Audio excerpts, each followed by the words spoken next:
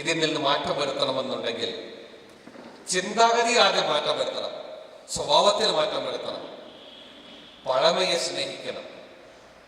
ആ രീതിയിൽ പോവുകയാണെങ്കിൽ നമുക്ക് ഡെഫിനറ്റ്ലി നമുക്ക് നല്ലൊരു സമയം വരാൻ പോകും. ഡെഫിനറ്റ്ലി നമ്മളെന്താ പറയുന്നത്, നമ്മളെന്താ ചെയ്യുന്നത്? ക്യാൻസർ വരുന്നു, ക്യാൻസർ വന്നു, ഹോസ്പിറ്റലിലേക്ക് പോകുന്നു, കച്ചവടമായി അവർക്ക്.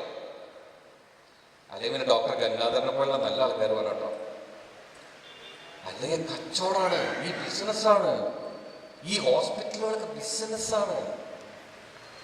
എനിക്ക് 2 മാസം മുന്നേ ഒരു അനുഭവം ഉണ്ടായി. സൺറൈസ് ഹോസ്പിറ്റൽ എന്നൊരു ഹോസ്പിറ്റലുണ്ട്, ഞങ്ങളെ കാക്കനാടാണ് ഞാൻ താമസിക്കുന്നതിൻ്റെ അടുത്ത്. എൻ്റെ ഫാദറിലൊക്കെ വയ്യാതായിട്ട് അവിടെ പോയി, പനി പിടിച്ചതാണ്.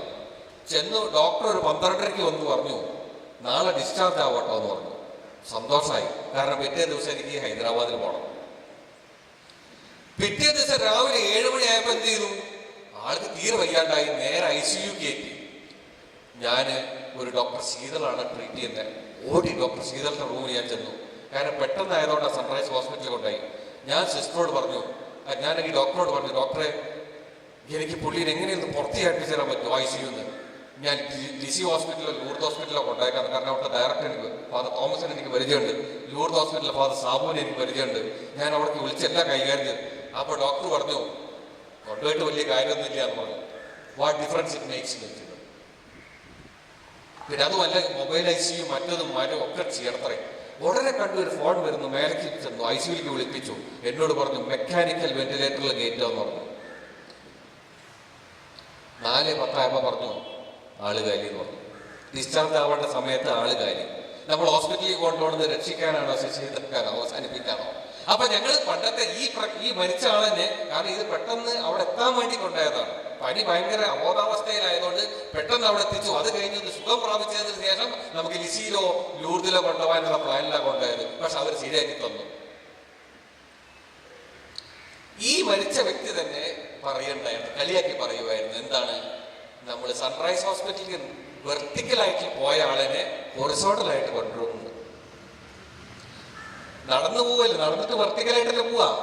അങ്ങനെ വെർട്ടിക്കലായിട്ട് പോയ ആളിനെ ഹൊറിസോണ്ടൽ കിടത്തിക്കൊണ്ടിരുന്നു. അത് അദ്ദേഹത്തിന് തന്നെ ഒരു സംഗതിയായി. അവസാനം എന്തുണ്ടായി? മരിച്ചു, ഓക്കെ മരിച്ചു, നമുക്ക് ദുഃഖം എല്ലാം ഉണ്ട്, കുടുംബമൊക്കെ അതായി. പക്ഷേ അവസാനം ഒരു ബില്ല് തന്നു.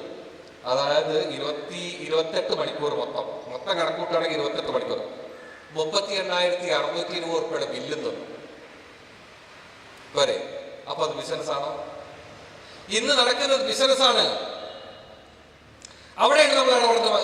എന്റെ സഹോദരൻ നമ്മൾ ഇടപെടുന്നത് അവിടെയാണ്. ഈ അസുഖം വന്നു കഴിഞ്ഞാൽ പിന്നെ ബിസിനസ്സാണ്, അത് സർവീസാണ്. MBBS എന്ന് പറയുന്നത് സർവീസാണ്. ശരിക്കും എവിടെ സർവീസ്? ഞാൻ ചെയ്യുന്ന സർവീസാണ്, അല്ലാതെ ബിസിനസ് ആവരുത്. ഏതൊരു കർമ്മം ചെയ്യുമ്പോഴും, ഡോക്ടറായിക്കോട്ടെ, അച്ഛന്മാരായിക്കോട്ടെ, ഏതൊരു കർമ്മം ചെയ്യുമ്പോഴും അതിൽ സ്നേഹമാണ്, അതിൻ്റെ ഉള്ളിലൊരു മനസ്സ് വേണം നല്ല ചെയ്യാനായിട്ട്. ഞാൻ പറയട്ടെ, MRI എന്ന് പറഞ്ഞ സാധനമുണ്ട്. എറണാകുളത്ത് MRI ചെയ്യാൻ 10,000 രൂപ മേടിക്കുന്നത്. ഞാൻ MRI ചെയ്തിട്ടുണ്ടായിരുന്നു ഹൈദരാബാദിൽ, ഒരു തപ്പാടിയ എന്ന് പറഞ്ഞിട്ട് 2,500 കൊടുത്തു. അത്ര കാര്യമുള്ളൂ. ലാഭം വേണം, കാരണം MRI എന്ന് പറഞ്ഞ ഒരു യൂണിറ്റ് സെറ്റപ്പ് ചെയ്യണമെങ്കിൽ ഭയങ്കര ചെലവാണ്, ലാഭം വേണം. പക്ഷെ കൊള്ള ലാഭമാവരുത്, കാരണം ആ ഡോക്ടർക്ക് കിട്ടുന്നത് 3,000 രൂപ കമ്മീഷനാണ്.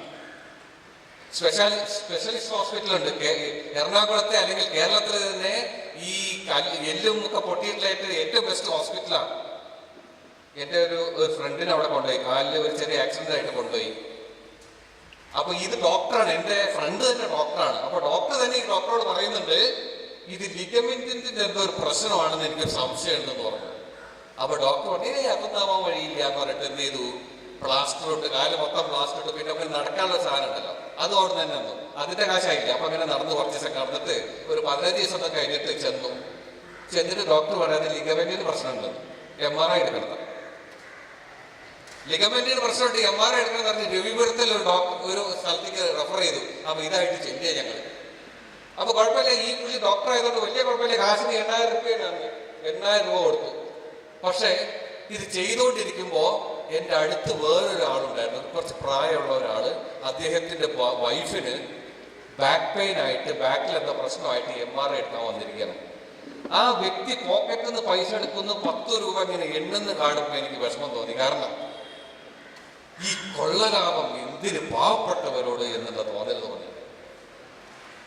ഇന്ന് ക്യാൻസർ ട്രീറ്റ്മെന്റിനാണെങ്കിലും ഏതൊരു ചികിത്സക്കാണെങ്കിലും 1 രൂപയ്ക്കുള്ള മരുന്നിന് 10 രൂപയാണ് മേടിക്കുന്നതാണ് പറയുന്നത്. 10,000 രൂപയുടെ മരുന്നിന് 20,000 25,000 രൂപ മേടിക്കുന്ന ചില മരുന്നുകളുടെ പേര് ഞാൻ മറന്ന് എഴുതി വെച്ചിട്ടുണ്ട് ഞാൻ നമ്മളാൾക്കാർ. അപ്പൊ അതുകൊണ്ട് ഈ സർവീസ് നമ്മൾ അതുകൊണ്ട് ക്യാൻസർ വരാതെ ആക്കുക എന്നുള്ളതാണ് നമ്മുടെ കടമ. എന്റെ ശ്രദ്ധ അതാണ്. ക്യാൻസർ വരാതിരിക്കണമെങ്കിൽ നമുക്ക് നല്ല എക്സസൈസ് വേണം, നമ്മുടെ ബോഡി നന്നായി എക്സസൈസ് വേണം. ചെറുപ്പത്തിലൊക്കെ കുട്ടികളൊക്കെ ഓടിച്ചാടി നടന്നത്. ഇപ്പൊ എന്റെ ചെറുപ്പത്തിലൊക്കെ ഞങ്ങൾ സ്കൂളിൽ പോകുമ്പോൾ ആകെ ഒരു സ്ലേറ്റാണുള്ളത്. ആ സ്ലേറ്റേ മേടിച്ചു തരുള്ളൂ. രണ്ടാമത്തെ ഒരു സ്ലേറ്റ് പരീക്ഷ കഴിഞ്ഞതിന് മുന്നേ മേടിച്ചു തരില്ല. ആ സ്ലേറ്റ് ആയിട്ട് പോയി അതിന് പെൻസിൽ ഒരു നാളെ മേടിച്ചു കൊടുക്കാം, സ്ലേറ്റ് ഒന്നുള്ളൂ. അങ്ങനെ അടുത്ത പരീക്ഷ വരുമ്പോഴേക്കും ഈ സ്ലേറ്റിന്റെ ഒരു 25% ഉണ്ടാവുള്ളൂ. പൊട്ടി പൊട്ടി പൊട്ടി ഏകദേശം ഒരു ഭാഗം മാത്രം, അല്ലെങ്കിൽ ആ ഫ്രെയിമിൽ വെച്ചാൽ ഫ്രെയിം ഇങ്ങനെ ബാഗ് തൂക്കി പോണ പോലെ ഞങ്ങൾ പോവാ. ഫ്രീ ആയിട്ടാണ് ഞങ്ങൾ നടന്നു പോയത്, ഫ്രീ ആയിട്ട്. അത് മാങ്ങയ്ക്ക് കല്ലെറി വാരിതല് ഒരു എക്സസൈസ് ആയിരുന്നു നമ്മുടെ. അങ്ങനെയായിരുന്നു ചെറുപ്പത്തിൽ നമ്മൾ സ്കൂളിൽ പോയിരുന്നത്. ഇപ്പോഴത്തെ കുട്ടികൾ ചന്ദ്രനിൽ പോണ പോലെ പോണേ. ഇപ്പൊ ഇങ്ങനെ ഭയങ്കര ബാഗും 15 കിലോ വെയിറ്റ് ഉള്ള ഒരു കുട്ടി തൂക്കി കൊണ്ടുപോകുന്നത് 6-7 കിലോ ഉള്ള ബുക്സാണ്. നോട്ട് പുസ്തകം, ടെക്സ്റ്റ് പുസ്തകം, വാട്ടർ ബോട്ടില്, ഭക്ഷണം. 10 മണിക്ക് കഴിക്കാം ബിസ്ക്കറ്റും മിക്സറും ഹൽവി സാധനങ്ങൾ. അത് വേറെ. കുട്ടികൾ വളരുവോ? നീളം വെക്കുവോ? അങ്ങനെ വരുന്നത് എങ്ങോട്ടാ? സ്കൂളിൽ പോയി കഴിഞ്ഞ് പിന്നെ തിരിച്ചു വരുന്നത് വീട്ടിലേക്കാണെങ്കിൽ ഭക്ഷണമൊക്കെ ടിവിയുടെ മുന്നിൽ കൊണ്ടുവച്ചു കൊടുക്കണം. ടിവിയുടെ മുന്നിൽ കൊണ്ടുവച്ചു കൊടുത്താലേ പിള്ളേർ ഭക്ഷണം കഴിക്കുള്ളൂ. അതിങ്ങനെ കണ്ട് അതിങ്ങനെ കഴിച്ച് അങ്ങനെ ദിവസം അങ്ങനെ ഇങ്ങനെ കിടന്നുറങ്ങലായി, ഭക്ഷണം കഴിഞ്ഞ് കിടന്നുറങ്ങലായി, പിറ്റേ ദിവസം പോക്കായി. ഇപ്പൊ പുതിയ സെറ്റപ്പ് ഒക്കെ വരാണ്. ഇപ്പൊ AC ആണ്, സ്കൂൾ AC ആയി, ബസ് AC ആയി, വീട് AC-കളൊക്കെ ആയി. അപ്പൊ സൂര്യപ്രകാശം കാണേണ്ട ആവശ്യമില്ലല്ലോ. കുട്ടികൾക്ക് സൂര്യപ്രകാശത്തിന്റെ ആവശ്യമില്ലല്ലോ. സൂര്യപ്രകാശം എന്ന് പറയുന്നത് ഏറ്റവും ബെസ്റ്റ് ആയിട്ടുള്ള ഒരു സംഗതിയാണ്. മനുഷ്യന്റെ ആരോഗ്യത്തിന് വേണ്ടിയിട്ട് ദൈവം സൃഷ്ടിച്ചിട്ടുള്ള സൂര്യപ്രകാശം എന്ന് പറയുന്നത് ഇലക്ട്രോ മാഗ്നറ്റിക് റേഡിയേഷൻസ് ആണ്. വൈറ്റമിൻ ഡി തരുന്ന സാധനമാണ് വൈറ്റമിൻ ഡി. ഇന്ന് പല ആൾക്കാർക്കും വൈറ്റമിൻ ഡി ഡെഫിഷ്യൻസി ഉണ്ടെന്ന കാരണം സൂര്യനെ കാണുന്നില്ല, വെയില് കൊള്ളുന്നില്ല.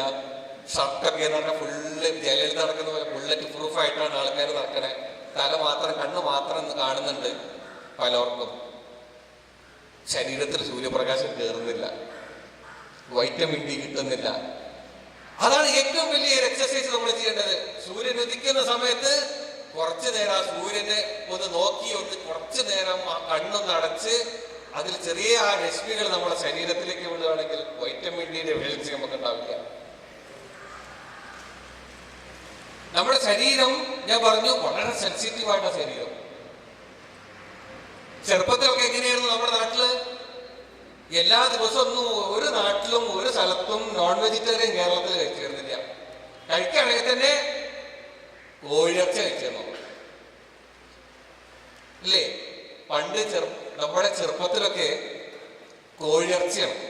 ഞങ്ങളവിടെയൊക്കെ, ഞങ്ങളുടെ നാട്ടിലൊക്കെ, ഞങ്ങളന്ന് അത്ര വലിയ വികസിച്ച സ്ഥലമില്ലല്ലോ. ഈ വളാഞ്ചേരി എന്ന് പറഞ്ഞ സ്ഥലം ഭാരതപ്പുഴ തീരാണ്, വ്യക്തിവാസകരുടെ നാടാണ്.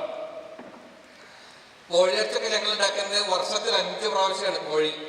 ആ വർഷത്തിൽ 5 പ്രാവശ്യം കോഴിയിറച്ചി ഉണ്ടാക്കുക എന്ന് പറഞ്ഞാൽ അതൊരു ആഘോഷമായിരുന്നു കുടുംബത്തില്. സ്കൂളിൽ പോകുമ്പോഴേ വീട്ടിൽ പറയും ഇന്ന് രാത്രി കോഴിയിറച്ചി ഉണ്ടാക്കണ്ടെന്ന് പറയും. അങ്ങനെ സ്കൂളിലേക്ക് പോയിട്ട് അന്ന് സാധാരണ സ്കൂളിൽ നിന്ന് തിരിച്ചു വരുമ്പോൾ ഓടിയിട്ടാ വരിക. ഈ കോഴിയിറച്ചി ഉണ്ടാക്കണം, അന്ന് കോഴിനെ പിടിക്കണം. തിരിച്ചു വരുമ്പോ PT ഉഷ ഓടുന്ന അത്ര സ്പീഡിലാണ് വരിക. അത്ര സ്പീഡിൽ ഓടി ഇറക്കാൻ അതൊരു സന്തോഷമാണ്. അങ്ങനെ കോഴീനെ ഞങ്ങൾ എന്ത് ചെയ്യും? അരിയിടുമ്പോ കോഴികളൊക്കെ ഇങ്ങനെ വരും. ആ കോഴികൾ പണ്ട് ഫോട്ടോഗ്രാഫ് ക്യാമറ ഒന്നും ഇല്ലാത്ത എടുക്കാൻ പറ്റിയിട്ടോ. ആ കോഴികൾ പല കളറിലുള്ള കോഴികളാണ്, പല കളറിലുള്ള കോഴികളായിരുന്നത്. ഒറ്റ കളറല്ല. പിന്നെയാണ് ഈ ലഗോൺ വന്നത്. വളരെ കഴിഞ്ഞാണ് അത് കഴിഞ്ഞ സമയത്ത് ബ്രോയിലറൊക്കെ വന്നത്. അപ്പൊ ഈ അരി അങ്ങ് ഇടുമ്പോ